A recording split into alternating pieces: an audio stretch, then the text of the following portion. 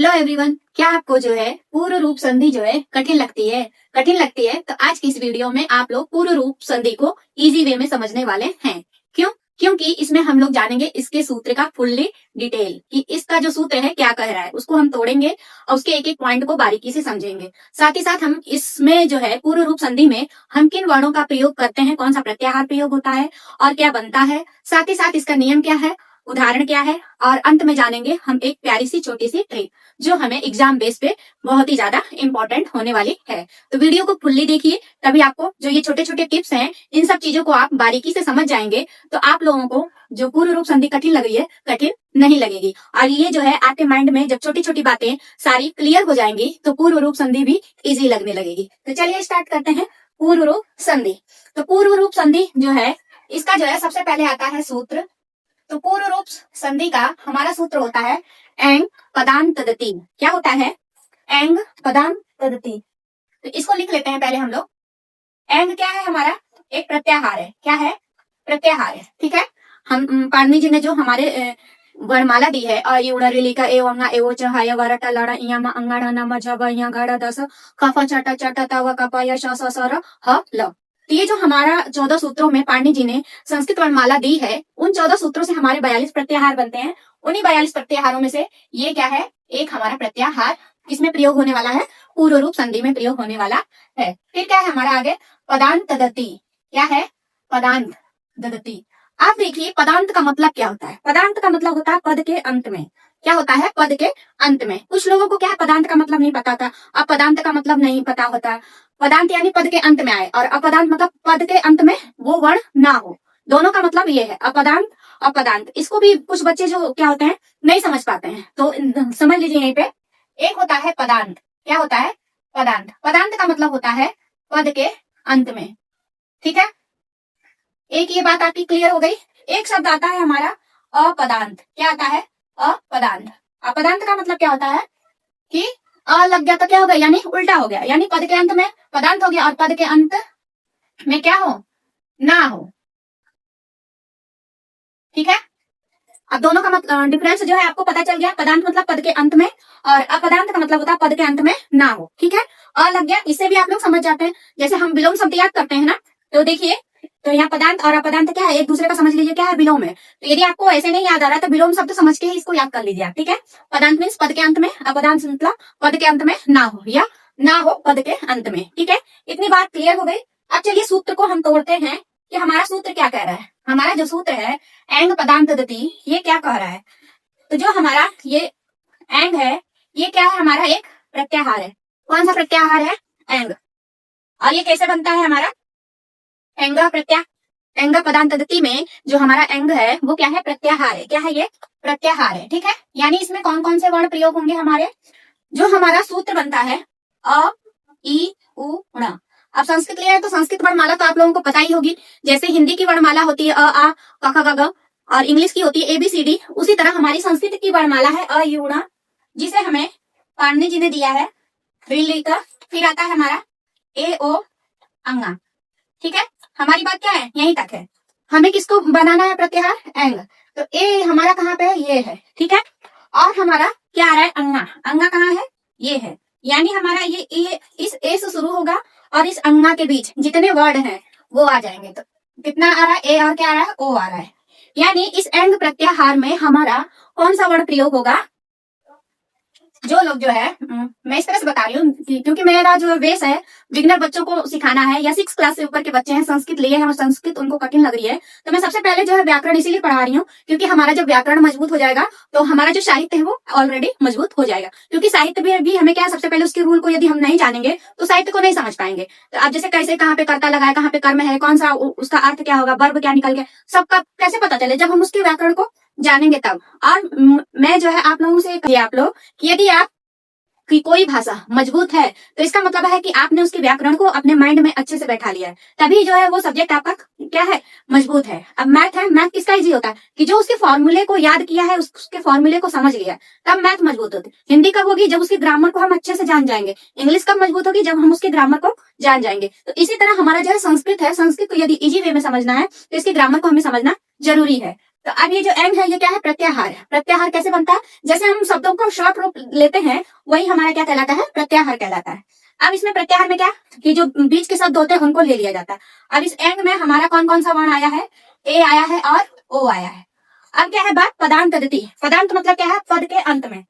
अब ये जो हमारा पदांत है और ये जो अदिति है, इसमें अदिति में हमारा क्या है, अ निकल के आएगा। क्या निकल के आएगा, अ निकल के आएगा। और पदांत का मतलब क्या हो गया, पद के अंत में। तो इस सूत्र के जरिए तीन बातें कह गई हैं। क्या कही गई है पद के अंत में, कि एक तो हमारा क्या होना चाहिए, एंग प्रत्याहार का प्रयोग होगा पूर्व रूप संधि में, ठीक। एक हमारा प्रयोग होगा अ, और एक क्या होगा पद के अंत में। तीन चीजें छोटी छोटी, ये छोटी छोटी बातें हमें जो है पूर्व रूप संधि को समझाने के लिए क्या है, एक छोटी सी समझ लीजिए ट्रिक है, या यूं कह लीजिए फॉर्मूला है, ठीक है। इन सब बातों को यदि हम समझ लेते हैं पूर्व रूप संधि वैसे ही समझ में आ जाएगी। और मैंने आप लोगों को कहा है कि आप लोगों को सूत्र जो है याद कर लीजिए और सूत्रों को तोड़ना जान जाइए। जब हम सूत्रों को तोड़ना जान जाते हैं तो आधी बात हमें समझ में आ गई। अब एंग पदांत अदिति इतनी समझ में, इसको तोड़ लिए, इसके मतलब को समझ लिए, तो अब इतनी बात समझ में आ गई, आधा नियम हमें पता चल गया कि एंग प्रत्याहार प्रयोग होगा और पद के अंत में, यानी पद के अंत में ए और ओ आना चाहिए। फिर क्या है और आ का प्रयोग होगा, ठीक है। तो चलिए, तो सूत्र को हम जान लिए। तो पूर्व रूप संधि का जो सूत्र है क्या है, एंग पदांत अदिति। यानी जो अब इसमें एंग पदांत अदिति, इस सूत्र के जरिए हम ये भी जान गए कि इस सूत्र में हम किन वर्णों का प्रयोग करेंगे, ठीक है। तो अब देखिए, सूत्र तो जान गए, अब वर्ण या प्रत्याहार ये समझ लीजिए। जब हमसे वर्ण पूछा जाएगा तब हम क्या बताएंगे, ए और ओ। पद के अंत में क्या होना चाहिए, ए आए या ओ आए, ठीक है। दूसरी बात, यदि प्रत्याहार पूछ दिया जाए तब हम क्या बताएंगे, एंग प्रत्याहार। क्या बताएंगे, एंग प्रत्याहार का, यानी पूर्व रूप में हमारा कौन सा प्रत्याहार प्रयोग होता है, तो हम क्या बताएंगे, एंग प्रत्याहार प्रयोग होता है। यदि ये पूछा जाए कि पूर्व रूप संधि में हम किन वर्णों का प्रयोग करेंगे, तो ए और ओ वर्ण का प्रयोग करेंगे। साथ ही साथ इसमें क्या आ जाएगा, प्लस अ आ जाएगा, ठीक। ये तो हम जान गए कि इसमें किन वर्णों का प्रयोग होगा। अब जानते हैं कि नियम, क्या जानते हैं, नियम। तो ये जो हमारा पूर्व रूप संधि का सूत्र है, उसके आधार पे हमारा क्या नियम बनता है कि पहला पद, ये हम सभी लोग जानते हैं कि जब संधि होती है तो दो पद होते हैं, एक होता है पहला पद और एक होता है हमारा दूसरा पद, ठीक है। अब ये जो हमारा पहला पद है और जो दूसरा पद है, इसमें क्या बातें याद रखनी है कि जो पहला पद है उसके अंत में, यानी पद के अंत में क्या आना चाहिए, ए आना चाहिए या ओ आना चाहिए, ठीक है। ये पहले पद की कंडीशन है। दूसरे पद की कंडीशन क्या है कि जो दूसरा पद है अ होना चाहिए। क्या होना चाहिए, अ होना चाहिए। और बनेगा क्या हमारा, पूर्व रूप। पूर्व रूप का मतलब क्या है, ये जो चिन्ह बना है एस टाइप का, एस टाइप का कह लीजिए, इसको हम संस्कृत में कहते हैं, क्या कहते हैं, अवग्रह चिन्ह कहते हैं। क्या कहते हैं, अवग्रह चिन्ह। ये जो हमारा साइन है एस का, ये मैं आप लोगों को समझाने के लिए बता रही हूँ। हमारा साइन है एस टाइप का, इसको संस्कृत में बोलते हैं अवग्रह चिन्ह। क्या बोलते हैं, अवग्रह चिन्ह। और इसका मतलब क्या होता है, इसका मतलब होता है अ। क्या होता है, अ, ठीक है। तो यानी जो पहला पद है उसमें ऐसा शब्द चाहिए जिसके पद के अंत में ए होना चाहिए या ओ होना चाहिए, ठीक। इन दोनों में से एक होगा, चाहे ए होना चाहिए चाहे ओ होना चाहिए। ये दो मात्रा होनी चाहिए या सब वर्ण होना चाहिए। फिर जो दूसरा पद है उसमें अ कंपलसरी है, अ होना ही होना चाहिए। ये नहीं कि अब जैसे यण संधि में, अयादि संधि में क्या था, अच था, यानी संस्कृत वर्णमाला का जो स्वर वर्ण है कोई सा भी वर्ण हो सकता था। लेकिन पूर्व रूप में क्या है कि सिर्फ अ होना चाहिए। क्या होना चाहिए, सिर्फ अ। जो दूसरा पद है वहां पे हमारा क्या होना चाहिए, अ होना चाहिए। और यही जो अ है किसमें बदल जाएगा, इसमें बदल जाएगा, ठीक है। तो ये जो अ है ये इसमें परिवर्तित हो रहा है, इसी को बोलते हैं पूर्व रूप संधि, ठीक है। यानी जो पहला शब्द है उसका क्या बना दिया, ये जो साइन है ये बन जाना है, यानी अ का इस तरह से बनना। ये जो अ है इसका जो है ऐसे बन जाना ही क्या कहलाता है, हमारा पूर्व रूप कहलाता है। क्या कहलाता है, पूर्व रूप कहलाता है। इतनी बात आपको समझ में आ गई। तो कुल मिला के संक्षेप में इसका क्या नियम बनता है ये जान लीजिए।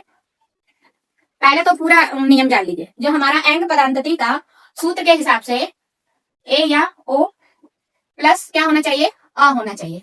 अब बनेगा क्या हमारा, ये इसी को बोलते हैं हम पूर्व रूप संधि। यानी अ का एस साइन में बदल जाना या अ का अवग्रह चिन्ह में बदल जाना ही क्या कहलाता है, पूर्व रूप संधि कहलाता है। अब इसको संक्षेप में हम इस तरह समझ सकते हैं, ठीक है। यदि आपको कठिन लग रहा है तो संक्षेप में इसको सरल बनाने के लिए क्या हम कर सकते हैं कि एक कंडीशन क्या आएगी कि जो पहला पद है उसमें ए होना चाहिए, ठीक है, ये वाला ए, एक हमारे पास ऐसा आई आता है और ये है ए, तो ये वाला नहीं रहेगा, सिर्फ ये वाला रहेगा, ठीक है। इतनी बात समझ में आई आपको? तो क्यों? क्योंकि हमें सिर्फ एंग प्रत्याहार का ही प्रयोग करना है। जब हम एच का करते हैं तब वो वाला ए आता, वैसे नहीं आया, तो यानी ए प्लस क्या हो अ, और बराबर क्या हो जाएगा हमारा, ऐसे चिन्ह बन जाएगा, अवग्रह चिन्ह। फिर दूसरी कंडीशन कि जो पहला पद है उसका जो अंतिम वर्ण है वो क्या होना चाहिए, ओ होना चाहिए, और जो दूसरा पद है उसका पहला वर्ण क्या होना चाहिए, अ होना चाहिए, बनेगा क्या हमारा, अवग्रह चिन्ह, ठीक है। अब जैसे इसका उदाहरण हमारा देखिए हरेव, क्या है, हरेव, और इसका ओ वाले का देखिए क्या है, वैष्णव, ऐसे देखने को आपको मिलता है। ये सारी संधियां क्या सरल है, लेकिन बस क्या है, नाम सुन के लगता है कि हाँ कितनी कठिन है। अब ये क्या है, 6 जो ये आप लोगों की बुक है एनसीईआरटी बेस पे व्याकरण विधि, मैं इसे पढ़ा रही हूँ, और ये मैं बिगनर बच्चों के लिए पढ़ा रही हूँ, क्योंकि कुछ बच्चों को क्या संस्कृत का व्याकरण अच्छे से नहीं पता होता, तो उनको संस्कृत क्या कठिन लगती है, और उसके व्याकरण को हम इजी वे में सीखना है, तो आप मुझसे जरूर जुड़िए, और जितनी भी मेरी पिछली वीडियो उसको जाके आप लोग आराम से देखिए, तभी आप लोगों को सारी चीजें जो है अच्छे से समझ में आएंगी। और चैनल पर पहली बार आए हैं तो चैनल को क्या कर लीजिए, सब्सक्राइब। क्यों? क्योंकि संस्कृत को सरलतम रूप से सीखना है। आप बिगनर हैं तो भी सब्सक्राइब करिए, और क्लास 6 से लेके 12 के बीच के हैं तो भी आप मुझे सब्सक्राइब करिए। साथ ही साथ आपको यदि संस्कृत कठिन लगती है तो भी जरूर जुड़िए मुझसे, ठीक है। और वीडियो आप लोगों को अच्छी लग रही है थोड़ी सी भी तो क्या करना है, लाइक करना है। तो हमें नियम में क्या याद रखना है, ये तो पूरा सॉलिड एक कह लीजिए एक वाक्य में यदि नियम याद रखना है तो ऐसे याद कर सकते हैं, एक ए हो चाहे ओ हो प्लस अ बराबर अवग्रह चिन्ह बनेगा, यही क्या कहलाएगा, पूर्व रूप संधि। और यदि अलग अलग याद करना है तो देखिए ए प्लस अ बराबर हमारा अवग्रह चिन्ह बनेगा, और क्या बनेगा, इसका उदाहरण हरेव है, कोअपी है, ठीक है, तेअपी है, किमअपी है, ये सब सारे उदाहरण क्या, बालकोपी, बहुत सारे उदाहरण है। बस इसमें आपको जहां ये अवग्रह चिन्ह देखने को मिल गया आप तुरंत समझ जाइए कि क्या है, पूर्व रूप संधि है। ये सारी संधियां क्या है, थोड़ी इंपॉर्टेंट नहीं है, जो शुरू की 5 थी, वृद्धि संधि, यण संधि, गुण संधि और हमारा अयादि संधि, और एक था हमारा दीर्घ संधि। ये पांचों से क्या है, ज्यादा प्रश्न बनते हैं, प्रश्न इनसे भी बनते हैं, लेकिन इसको भी जानना हमारे लिए क्या है, जरूरी है। और अब तो मतलब क्या है, पैटर्न बदल रहा है, जो चीजें नहीं आती थी वो अब आ रही हैं, और जो आती थी वो क्या है, उसमें हाई लेवल का पूछा जा रहा है। तो हमें क्या है, हमेशा के लिए तैयार रहना है, जो संभावित प्रश्न बन सकता है उसके लिए भी, और जो बन के आता है वो उसके लिए तो हमें जानना ही जानना है, ठीक है। तो ये पूर्व रूप संधि का ये नियम हो गया कि ए प्लस अ बराबर अवग्रह चिन्ह बनेगा, ओ प्लस अ बराबर वैष्णव। चलिए इसका जो है उदाहरण भी देख लेते हैं। जैसे ये हरेव है, ठीक है, अब इस हरे को जब तोड़ेंगे, ठीक, तो हमारा क्या शब्द निकल के आएगा, हरे धन एव। एक शब्द आएगा हमारा हरे, और एक आएगा अव, क्या आएगा, अव। अब इस हरे शब्द को जब तोड़ेंगे तो र पे हमें एक का मात्रा देखने को मिल रहा है, ये जो हमारा र है, र पे एक का मात्रा देखने को मिल रहा है। अब इसको तोड़ लेंगे तो क्या हो जाएगा, जैसे हरे शब्द है, किससे बना, ह पूरा है यानी अ जुड़ा है, ठीक, क्यों, क्योंकि संस्कृत में जो व्यंजन वर्ण होते हैं अर्धमात्रिक होते हैं, उनको पूरा होने के लिए क्या है, स्वर वर्णों की जरूरत पड़ती है, और हर व्यंजन वर्ण में संस्कृत में अ जुड़ा ही जुड़ा होता है। यदि व्यंजन वर्ण के नीचे हलंत नहीं लगा है तब तो वो क्या है, पूरा है, यानी उसमें अ क्या है, जुड़ा हुआ है। और यदि हलंत लगा है, जैसे ये ह पे लगा है, तब हम समझ जाएंगे कि ये क्या है, बिना स्वर के है, ठीक। या यहाँ पे ह क्या है, पूरा, यानी ह क्या है, अ के साथ जुड़ा है। फिर क्या है, र, क्या है, र, फिर र पे किसकी मात्रा है, हमारी ए की मात्रा है। अब देखिए जो पहला वर्ण है, पहला पद है हरे, हरे का जो अंतिम वर्ण है ए आ रहा है, फिर दूसरा जो पद है अ, क्या है, अव। अव में देखिए अ क्या है, स्वर वर्ण है, यानी ये क्या रहेगा, अपने आप में पूरा है। फिर वह है, वह भी क्या है, पूरा है, यानी इसमें अ क्या है, हमारा जुड़ा हुआ है। तो एक टुकड़ा हमारा ये हरे शब्द का हो गया, और ये किसका हो गया, अव का हो गया, ठीक है। ये अव किन किन वर्णों से मिलकर बना है वो है, और ये जो हरे शब्द है ये किन किन वर्णों से मिलकर बना है, ये है। अब पहले पद के अंतिम में, ये तो पहला पद है ना, ये दूसरा है। अब इसमें जो है अंतिम जो वर्ण क्या है, ए है, ये वाला ए आ रहा है, ठीक। जो दूसरा पद है उसमें अ आ रहा है, ये देखिए। अब ये ए और अ मिलके क्या बना हमारा, हरेव, क्या बना, हरेव। अब ये जो हरे शब्द है ये तो पूरा का पूरा लिखा है, लेकिन ये जो अ है किस में बदल गया है, इस अवग्रह चिन्ह में बदल गया है। अब हरे, हरे जो जुड़ा है, हरे तो पूरा है, लेकिन ये जो अ है किस में बदल गया है, साइन में बदल गया है, किसमें, अवग्रह चिन्ह, यानी एस टाइप का, और वह क्या लिखा है, ये बस अ का ये ऐसा रूप बनना ही क्या कहलाता है, हमारा अवग्रह चिन्ह कहलाता है।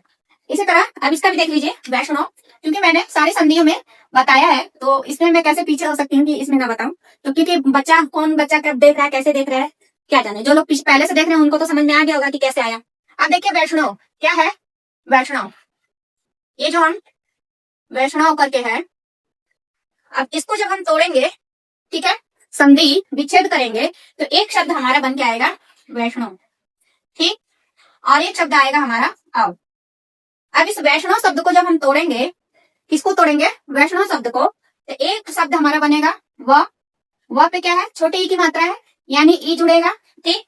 फिर ये क्या है, मूर्धन्य श है, मूर्धन्य श है यानी आधा है, तो इसका मतलब क्या, अ इसके साथ नहीं जुड़ा है। फिर क्या है, ड़ है, फिर अब ड़ पे किसका मात्रा है, ओ का मात्रा है।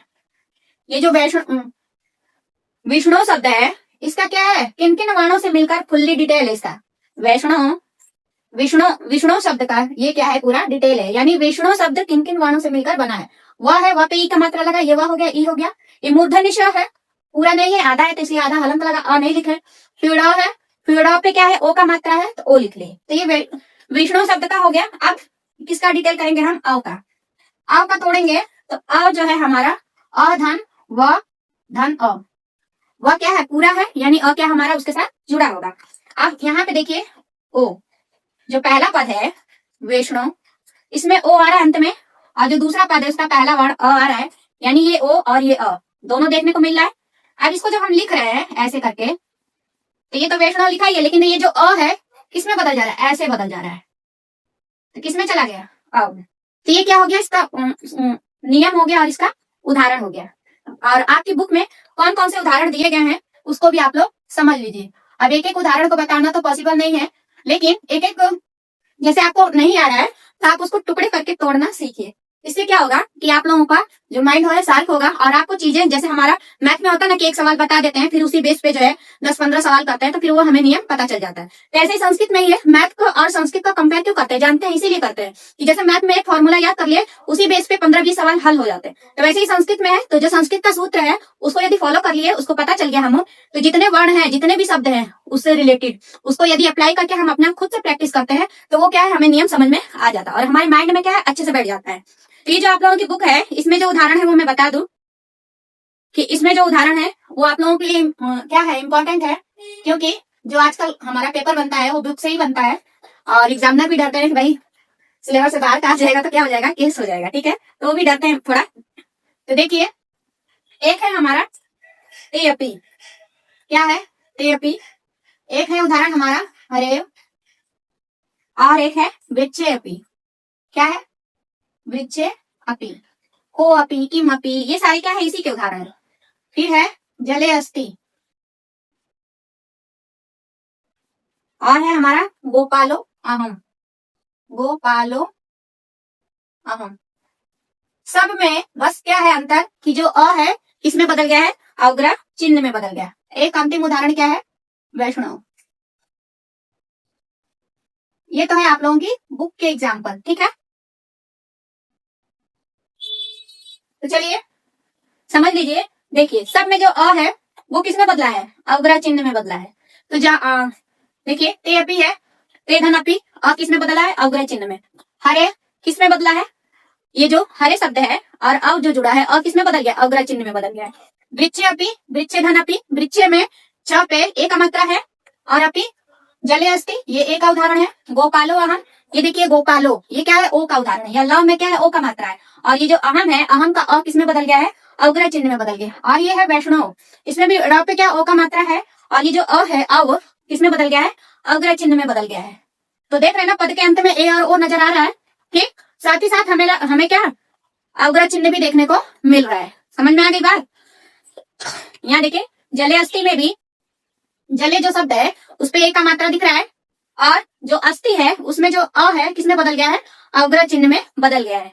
तो ये तो हो गया हमारा इसका उदाहरण, ये जो आप लोगों की बुक में दिया है। इसके अलावा और भी उदाहरण है, को अपी है, ते अपी है, सो अपी है, ठीक है। ये सारे उदाहरण भी क्या है, पूर्व रूप संधि के ही हैं। अब इसका जान लेते हैं अंत में एक छोटी सी प्यारी सी ट्रिक। ट्रिक इसकी जो है हमें 2 मिलेगी, ठीक है। आपको जैसे समझना होगा वैसे समझिएगा। ट्रिक में क्या है कि कोई भी शब्द है उसको देख के हम कैसे समझ जाएंगे कि हाँ ये शब्द जो है पूर्व रूप संधि का उदाहरण है। दुनिया के कितने भी वर्ड हो जाए, मतलब कोई भी शब्द है वो पूर्व रूप संधि का उदाहरण है कि नहीं है, कैसे जानेंगे। तो इसको जानने का सबसे सरल तरीका है कि हमें जो है शब्द में, किसमें, शब्द में अवग्रह चिन्ह देखने को मिलेगा। क्या मिलेगा, अवग्रह चिन्ह। यानी अग्र चिन्ह समझ में आ रहा है ना आपको? अग्र चिन्ह यानी ऐसे करके, ठीक है, यानी अ का ऐसे, ठीक है, ये बात समझ में आ गई। दूसरी ट्रिक क्या है?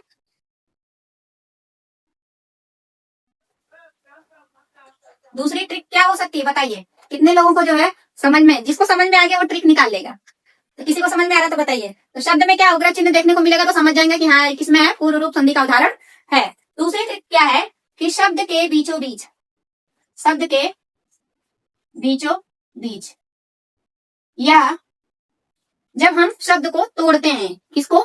संधि विच्छेद करते हैं, या संधि विच्छेद करते समय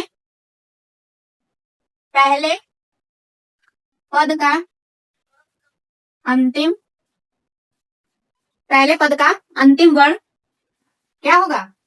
ए या ओ होगा। अब देखिए उदाहरण कर दिया हुआ है, अब मैं नीचे क्या उदाहरण देखूं। अब जैसे ते धन अपी है, ठीक है, पहली ट्रिक समझ लीजिए। ट्रिक पहली क्या है कि जो अ है वो किस में बदला हुआ दिखेगा हमें? अग्र चिन्ह में। तो देखिए यहाँ पे अपी में जो अ है अग्र चिन्ह बना हुआ है, हरे में जो अ है अग्र चिन्ह में बदला हुआ है, वृक्षे अपी में जो अपी है अ क्या है? अग्र चिन्ह में बदला हुआ मिल रहा है। ऐसे ही जले धन अस्थि, जले धन अस्थि में जो हमारा अ है किस में बदला हुआ दिख रहा है? अग्र चिन्ह में। ऐसे ही गोपालो अहम में जो अ है किस में बदला हुआ है? अग्र चिन्ह में। वैष्णव में इसमें जो अ है औ का जो अ है किसमें बदला हुआ है? अवग्रह चिन्ह में। ये तो पहली ट्रिक क्लियर होगी आप लोगों को। अब दूसरी ट्रिक क्या है? शब्द के बीचों बीच या संधि विच्छेद करते समय जो पहला वर्ण है, यानी जो पहला शब्द है, जैसे ते धन अपी, ते क्या हो गया? पहला शब्द हो गया। हरे क्या हो गया? पहला हो गया। वृक्षे क्या हो गया? पहला हो गया। जले क्या हो गया? पहला हो गया। गोपालो क्या हो गया? पहला हो गया। वैष्णव क्या हो गया? पहला हो गया। ठीक है, अभी जो अपी है, अव है, अपी है, अस्थि है, अहम है, अव है, ये क्या है? दूसरा पद हो गया। तो पहले पद के अंत में जो पहले पद का अंतिम वर्ण है, का पे एक मात्रा है, हरे पे एक मात्रा है, वृक्षे पे एक मात्रा है, जले पे एक मात्रा है, गोपालो पे ओ का मात्रा है, वैष्णव पे ओ का मात्रा है। ठीक है, दूसरी ट्रिक भी आ गई। आपको पूर्व रूप संधि समझने की दो ट्रिक मिल गई कि कोई भी शब्द है आगे आपकी आंखों के सामने, या एग्जामिनर ने दे दिया, एग्जाम में बैठे हैं, अब आपको नहीं समझ में आ रहा, तो ये दोनों ट्रिक यदि पता है कि अ जो है जब अग्र चिन्ह में बदल गया तो किसमें चला जाएगा? पूर्व रूप संधि में चला जाएगा। दूसरी ट्रिक क्या है कि जो शब्द को हम तोड़ेंगे, संधि विच्छेद करेंगे, तो जो पहला पद है उसका अंतिम वर्ण क्या होगा? ए का होगा चाहे ओ का होगा। ठीक है, इतनी बातें क्लियर हो गई आप लोगों को। तो आप लोगों को आज की वीडियो कैसी लगी कमेंट करके जरूर बताइए। और आज की इस मेरी नई वीडियो में, यानी पूर्व रूप संधि जो स्वर संधि का क्या है? एक प्रकार है। इसमें किन वर्णों का प्रयोग होगा? ए और ओ का, और साथ ही साथ अ का। तीन वर्ण प्रयोग होंगे, ए, ओ और अ। ठीक, कौन सा प्रत्याहार प्रयोग होगा? एंग प्रत्याहार का प्रयोग होगा। अब इसका नियम क्या है? ए या ओ प्लस अ बराबर अवग्रह चिन्ह, ये नियम हो गया। उदाहरण आप लोगों के सामने ही है, ट्रिक भी आप लोगों के सामने ही है। तो आप लोगों को मेरी वीडियो यदि थोड़ी सी भी इंफॉर्मेटिव लगी हुई है तो चैनल को क्या करना है? सब्सक्राइब करना है मेरे साथ जुड़ने के लिए। क्यों? संस्कृत को सरलतम रूप से सीखने के लिए। और वीडियो अच्छी लग रही है तो लाइक तो आपको करना ही है, दबा के करना है। ठीक है, साथ ही साथ कमेंट करके आपको बताना भी है कि आपको मेरी इस वीडियो से कोई भी नई नॉलेज मिली है कि नहीं है। या और मैंने जहां तक ये फील किया है कि इन छोटी छोटी बातों को हर कोई नहीं बताता है, और मैं छोटी छोटी बातों को इसलिए लेके भी चल रही हूँ क्योंकि जैसे बच्चा चलना सीखता है तो क्या एक एक कदम पहले जब रखता है तो डरता है थोड़ा कि गिर नहीं जाऊं, वो नहीं। तो जब उसको कोई उंगली पकड़ा के ले चलता है, तो इसी तरह मैं जब छोटी छोटी बातों को जब कोई हमें बताता है तो हमें वो चीजें क्या सरल लगने लगती है। तो मैं इसीलिए छोटी छोटी बातों को जो है माइंड में या ध्यान में रख के इस बोर्ड पे इसीलिए बता रही हूँ कि यदि कोई भी बच्चा बिगनर है, बिगनर का मतलब कि शुरुआती दौर है, तो उसके लिए तो सारी चीजें क्या है? नई है, वो चीजों को समझ नहीं पाएगा। अब रोटी बनाना सीखना तो पहले बताते हैं कि लोही करना है, फिर उसको ऐसे परथन लगाना, फिर गोल गोल बेलना है, तब उसको रोटी बनाने सीखने आता है। तो ऐसे ही धीरे धीरे क्या फिर प्रयास करता है तो फिर एक दिन परफेक्ट रोटी बन जाती है। तो इसी तरह जब छोटी छोटी चीजों को हम सीखते जाते हैं तो वो बेस क्या है? हमारा मजबूत हो जाता है। और मैं आप इसीलिए जुड़ी हूँ कि आप लोगों का जो बेस है संस्कृत व्याकरण का वो मजबूत हो जाए और संस्कृत आप लोगों के लिए क्या हो जाए? चुटकियों में सरल लगने लगे। ठीक है, तो और अगली वीडियो हमारी जो है पूर्व रूप संधि तो पढ़ लिए, अब क्या पढ़ेंगे? पर रूप संधि। उसको भी ऐसे ही इजी वे में हम लोग सीखेंगे। और बाकी संधियां जो हम पढ़ चुके हैं, वृद्धि, दीर्घ, यड़, अयादि, ये सारी, वो सब आप लोग पिछली वीडियो में जाके लॉन्ग मेरी देख लीजिए। मैं शॉर्ट भी डालती हूँ, लॉन्ग भी डालती हूँ। आप लोगों को जैसे समझ में आए वैसे आप लोग अपना प्रिपरेशन करिए। ठीक है, बस मैं आप लोग सीखें, किस तरह से सीखना वो आप लोग समझिए। भाई टाइम कम है तो शॉर्ट वाला देख लीजिए, और यदि आपको डीपली जानना है तो लॉन्ग वाला जाके देखिए। ठीक है, तो मैंने हर एक बारीकी चीजों को जो है एफर्ट करके यहाँ मैं बता रही हूँ, ताकि आप लोगों के माइंड में हमेशा के लिए सेट हो जाए और आप लोगों को संस्कृत सरल लगने लगे। तो चलिए मिलते हैं अगली वीडियो में, और तब तक आप लोग जो है keep smile, heart, positive mind, और आपका यदि कोई लक्ष्य है तो उसको आप जरूर प्राप्त करिए।